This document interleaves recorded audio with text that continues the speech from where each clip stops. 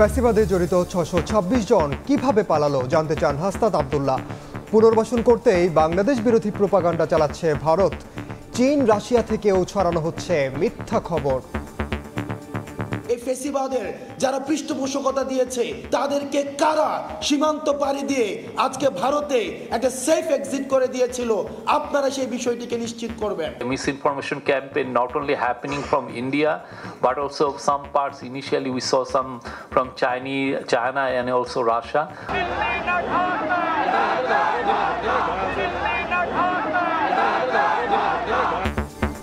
ঢাকায় দিল্লির high commission অভিমুখে বিএনপির ৩ অঙ্গ সংগঠনের পদযাত্রা। অপপ্রচার বন্ধের দাবিতে স্মারকলিপি।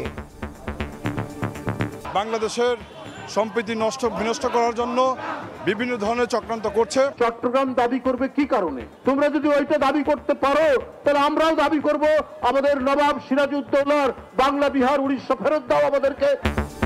ফেসবুকে বাংলাদেশ নিয়ে অপপ্রচার বন্ধে মেটাকে আহ্বান প্রধান উপদেষ্টার।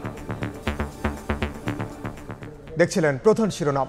সন্ধ্যার সময়ের সঙ্গে আছি আমি ওমর ইনান।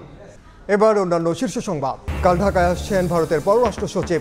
ফলপ্রসূ আলোচনার আশা উপদেষ্টার।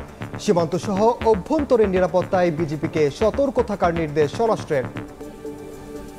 নতুন বছরের প্রথম দিন হচ্ছে না বই উৎসব। পরিমার্জনের কারণে ছাপাতে দেরি। খুলনায় গণশিক্ষা উপদেষ্টা। জানুয়ারির মধ্যেই পাবে সব পর্যায়ের শিক্ষার্থীরা।